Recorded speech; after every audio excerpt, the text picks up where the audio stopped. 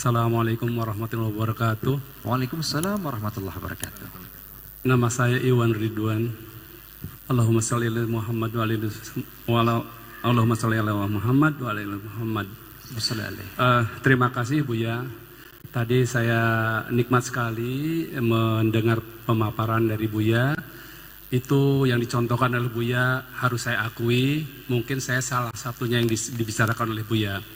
Sebagai suami barangkali terpukul juga ya, tapi itulah kenyataannya.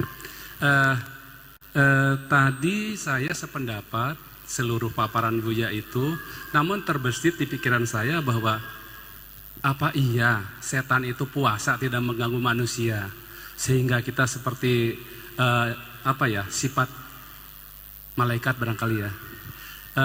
Namun begitu saya juga berharap ya tidak hopeless gitu ya. Insya Allah mau belajar lagi seperti itu.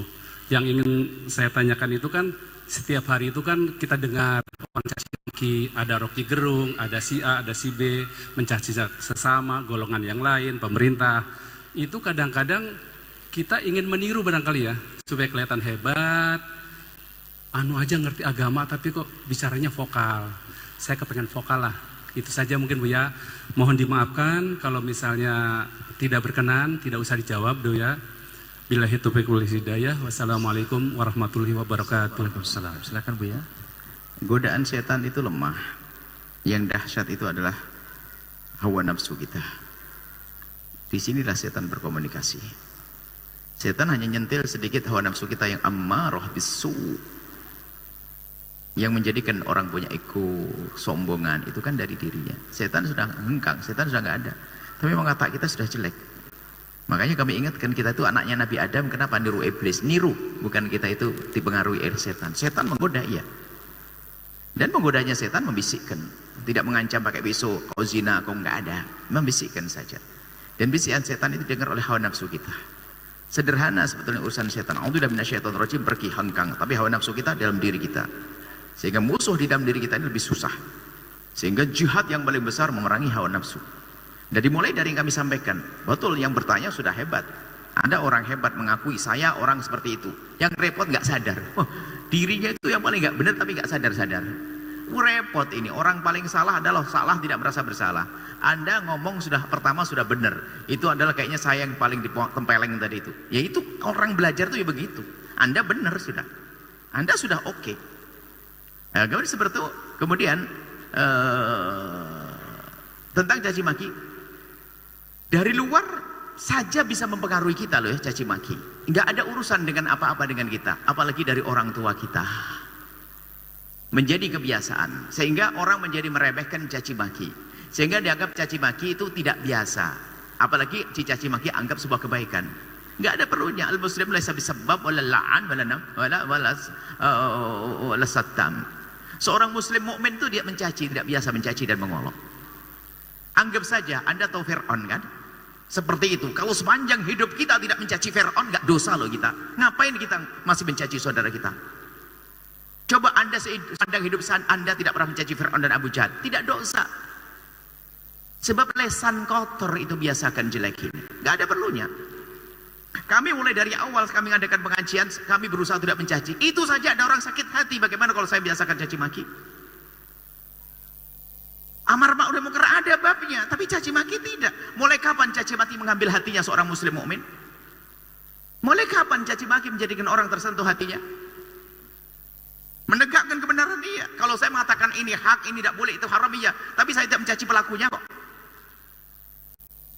Makanya kalau orang bertanya kepada kami tidak fokus kepada orang permasalahan seseorang, tidak. Saya tidak punya urusan dengan dia. Bisa saja sebelum ditanyakan dia sudah tobat kok. Ngapain saya masih mencaci dia? Tapi permasalahan perlu saya angkat dalam bentuk jawaban. Ini loh.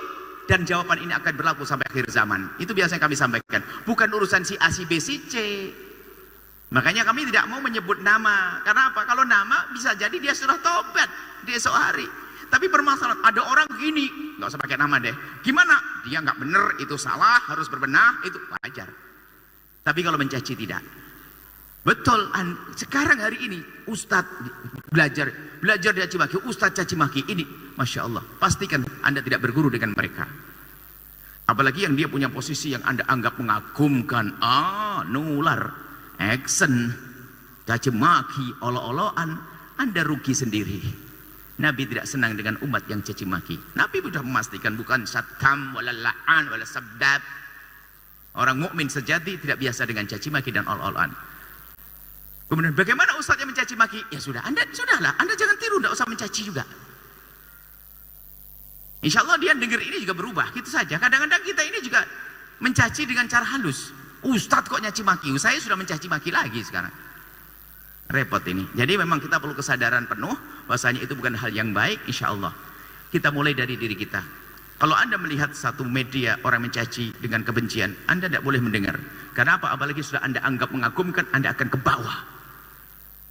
Apapun bentuknya. Sekarang ada adu domba, ulama dengan ulama diandu, kiai, ustadz. Mencaci maki, tidak ada perlunya. Anda dengar saja. Kalau ada orang memberitakan pada kami tentang kejelekan seseorang, saya tidak senang. Berarti kamu mengajarkan saya, anggap saja kami dengan Prof. Saudara baik. Kalau ada orang cerita tentang kecelakaan beliau, kamu kurang ajar, mau ngadu saya dengan dia ya. Harus gitu dong. Jangan gampang terpengaruh. Yang benar, kok malah bunuh. Dari mana kamu dengar? Oh bodoh. Ente mau ngadu domba saya, nggak bisa dong. Jangan diadu. Orang hebat tidak bisa diadu domba. Dan orang hebat tidak pernah ngadu domba. Orang mengadu domba orang kerdil, dia nggak punya kawan maka menjadikan orang lain kawannya, tapi nggak bisa jadi kawannya.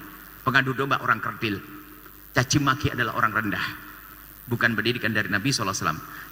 Oke, ini penjawaban sebetulnya ini di luar saja mempengaruhi, apalagi di dalam rumah, ibunya, bapaknya, aduh kacau. Insya Allah Allah menjaga kita semuanya. Baik. Sahabat Al-Bahjah TV, setelah menyaksikan video ini, jangan lupa bersolawat kepada baginda Nabi Muhammad. Shollu ala Nabi Muhammad. Allahumma sholli alaihi wa ala alihi wa sahbihi.